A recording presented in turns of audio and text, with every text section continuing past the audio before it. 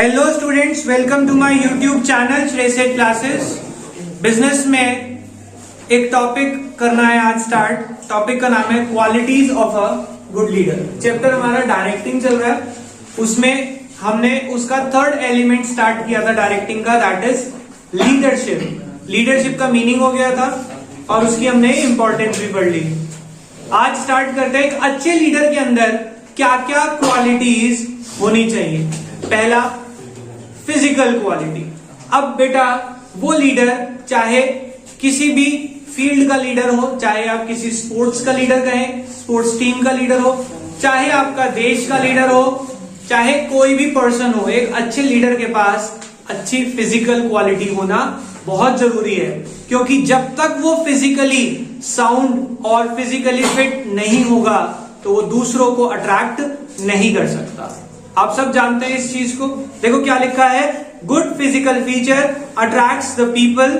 Physical feature like weight, height, health and looks of a person attracts an individual. एक individual को उसके looks बहुत attract करते हैं। Healthy and smart leader himself work hard and he can induce his subordinate also to work hard. कह रहे जो अच्छा लीडर होता है, स्मार्ट लीडर होता है, पहले वो खुद हार्ड वर्क करता है, फिर वो अपने सबऑर्डिनेट्स को इन्फ्लुएंस करता है हार्ड वर्क के लिए।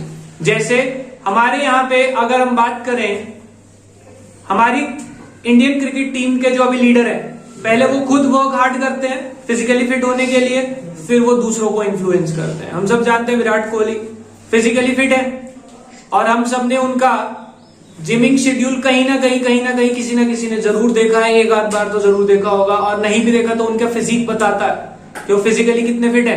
तो जब पहले वो वर्क हार्ड करते हैं, फिर वो दूसरों को इन्फ्लुएंस करते हैं टू वर्क हार्डर। नेक्स्ट, एक अच्छे लीडर के अंदर नॉलेज, इंटेलिजेंस और स्कॉलरशिप यानी कि कोई डिग्री होना जरूरी है। देखो क्या लिखते हैं, a leader must be able to examine every problem in right direction. कह रहे एक अच्छा लीडर हर प्रॉब्लम को सही तरीके से समझना जरूरी है। The leader must have superior judgement and ability to take decision in right situation. उसको सही सिचुएशन में डिसीजन लेने आने चाहिए। The leader must have complete knowledge about the work perform. जो काम उसने करना है उसको उसकी पूरी नॉलेज होना बहुत जरूरी है, वरना वो दूसरों से काम कैसे कराएगा। समझ आ गई बात। Next, integrity and honesty. ध्यान से समझना, एक अच्छा लीडर पहले तो खुद ऑनेस्टी से रूल्स एंड रेगुलेशन को फॉलो करेगा, फिर वो उम्मीद कर सकता है अपने फॉलोअर्स से कि वो उसे फॉलो करें।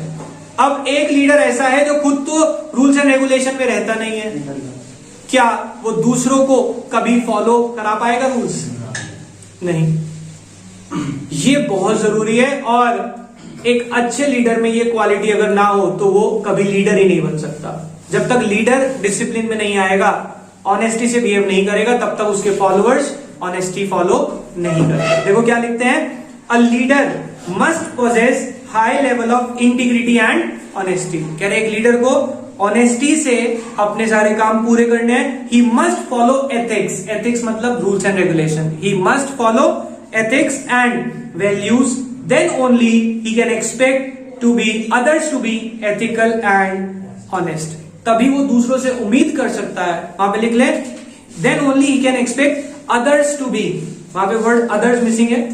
जब वो खुद ऑनेस्ट होगा तभी वो दूसरों से एक्सपेक्ट कर सकता है कि वो भी ऑनेस्ट हो। Clear? Next, self confidence and sense of responsibility. बताएं, एक लीडर के अंदर रिस्पॉन्सिबिलिटी लेने की एबिलिटी होनी चाहिए या नहीं? यस सर, होनी चाहिए। अगर वो रिस्पॉन्सिबिलिटी नहीं ले रहा किसी काम की तो वो एक अच्छा लीडर नहीं है। देखो क्या लिखते हैं, a leader can develop confidence in his subordinates only when he is having faith and confidence in his own ability. कह रहे अगर लीडर को अपने ऊपर विश्वास होगा ना, तभी वो अपने फॉलोअर्स को कॉन्फिडेंस में ले सकता है। अगर उसे ही विश्वास ना हो तो वो कभी भी सबऑर्डिनेट्स को कॉन्फिडेंस में नहीं ले पाएगा। अब अगर कोई टॉपिक मुझे पढ़ाना है, अगर मुझे कॉन्फिडेंस नहीं होगा और मैं कहूंगा रुको बेटा एक मिनट देखता हूं, मैं 2 बार क्वेश्चन पढ़ रहा हूं और फिर देख के फिर बता रहा हूं, तो आप कभी उस क्वेश्चन में कॉन्फिडेंस में नहीं आ पाएंगे। क्योंकि आपको क्या लगेगा कि सर को शायद अभी डाउट है, सर को ही नहीं आता। तो एक लीडर के अंदर कॉन्फिडेंस हमेशा होना ही चाहिए, तभी वो दूसरों को इन्फ्लुएंस कर पाएगा। He must be confident that he will be able to tackle every situation successfully. उसके अंदर इतना कॉन्फिडेंस होना चाहिए कि मैं हर सिचुएशन को हैंडल कर सकता हूं। Next, initiative. इनिशिएटिव का मतलब क्या है? काम को स्टार्ट करना। क्या लीडर को स्टार्ट करना आना चाहिए या नहीं? तभी तो वो लीडर है। लीडर कौन है? जो लीड करता है। लीड मतलब जो क्या करता है? काम को शुरू करता है। तो उसके नाम में है कि इनिशिएटिव तो सबसे पहला फीचर होना ही चाहिए, तभी तो उसको लीडर बोल रहे हैं। देखो क्या लिखते हैं, the leader must take initiative to grab the opportunity. जैसे उसे कोई अपॉर्चुनिटी दिखे, वो उस अपॉर्चुनिटी को ग्रैब करना आना चाहिए उसे। He must have the courage and initiative to take bold decision. उसे बोल्ड डिसीजन लेने आने चाहिए। अगर गलत है तो गलत बोलना आना चाहिए उस लीडर को। He must take risk for the advantage of the organisation. उसे ऑर्गेनाइजेशन की भलाई के लिए रिस्क लेना आना चाहिए। Next, motivation skills. बताओ, एक लीडर के अंदर क्या मोटिवेशन स्किल्स होने चाहिए? तभी तो वो सबऑर्डिनेट्स को समझा पाएगा कि भाई काम कैसे करना है। अगर एक लीडर किसी को मोटिवेट ही नहीं कर पा रहा तो क्या वो लीडर है? तो वो घर ही बैठ जाए, वो ज्यादा अच्छा है। देखो क्या लिखते हैं, a leader must set an example and example for other and inspire the people. कह रहे एक ऐसा बंदा होना चाहिए जो दूसरों के लिए एक एग्जाम्पल तो बन सके। उसने कुछ किया तो होना चाहिए, कुछ अचीवमेंट्स तो होनी चाहिए उसके पास, तभी तो वो एक लीडर बन सकता है। अगर कोई टीचर या कोई भी पर्सन आपको पढ़ा रहा है और वो खुद अभी उसकी ग्रेजुएशन नहीं हुई, तो क्या वो तुम्हें मोटिवेट कर पाएगा? या कोई टीचर कह दे कि मैं अकाउंट्स पढ़ाऊंगा और तुमने उनकी मार्कशीट देख ली और उसमें नंबर आए हुए थे अकाउंट्स में 40 और वो तुम्हें अकाउंट्स पढ़ा रहा है, तो क्या तुम उसके पास पढ़ोगे? तो कह रहे पहले खुद तो एग्जाम्पल बनो दूसरों के लिए कि मैंने ऐसा किया, तभी तो आप लीडर बन सकते हैं। तो देखो क्या लिखते हैं, the leader must be able to convince the employees that their willingness to do work will bring best result in their performance. कह रहे लीडर के अंदर ये होना चाहिए कि वो लोगों को इन्फ्लुएंस कर पाए कि अगर तुम अच्छे से परफॉर्म करोगे तो तुम्हारा सबसे अच्छा रिजल्ट आने वाला है, बट तुम परफॉर्म तो करो। ऐसी एबिलिटी होनी चाहिए कि वो दूसरों को मोटिवेट करे, yes you can do it. The leader should not force the subordinate but develop voluntary contribution from subordinates side. कह रहे उन्हें फोर्स मत करे। अच्छा लीडर कभी फोर्स नहीं करता, वो क्या कहता है, yes you can do it, but वो फीलिंग डेवलप कराता है कि आप कर सकते हैं। जबरदस्ती कोई नहीं करेगा। नेक्स्ट, एक लीडर के अंदर क्या कम्युनिकेशन स्किल्स होनी चाहिए?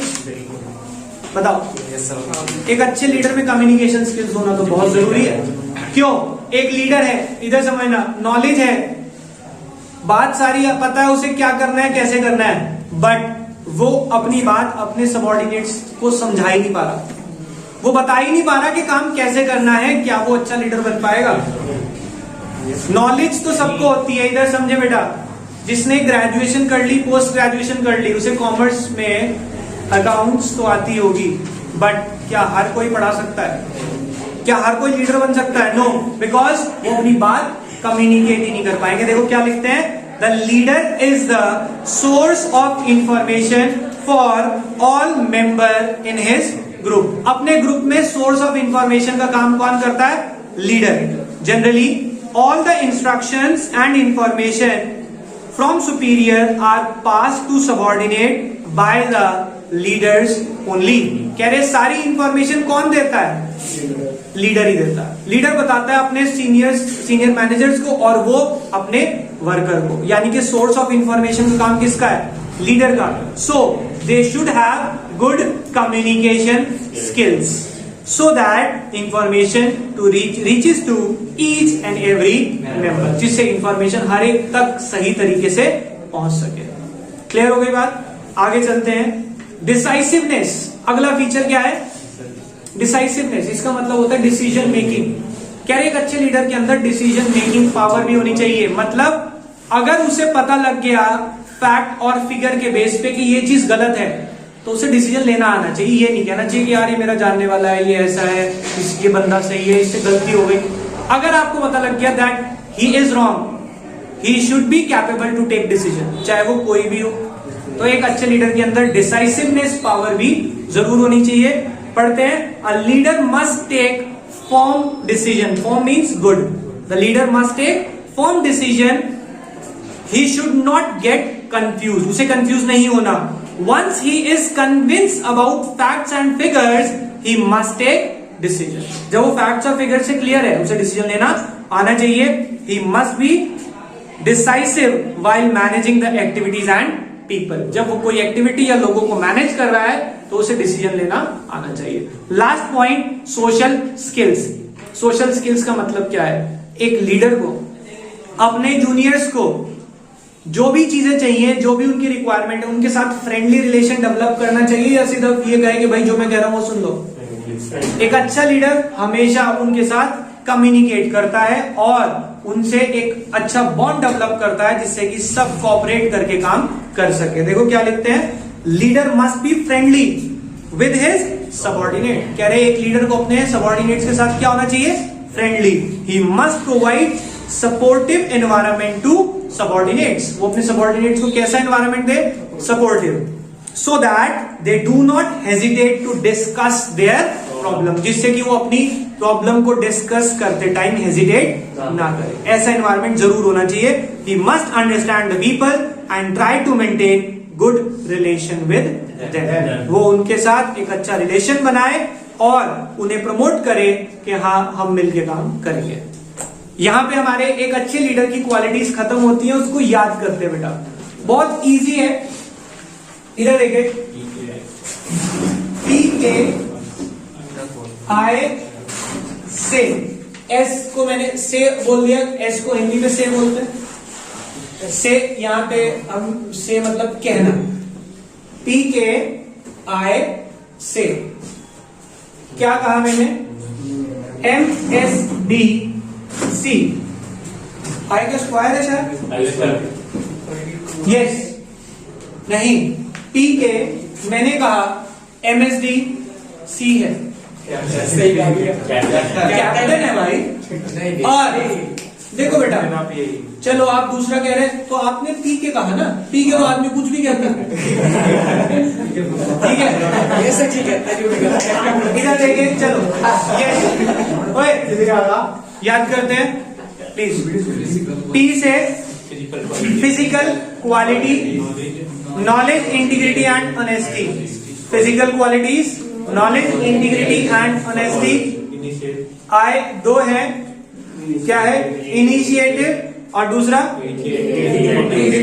Integrate and honesty. एक मिनट,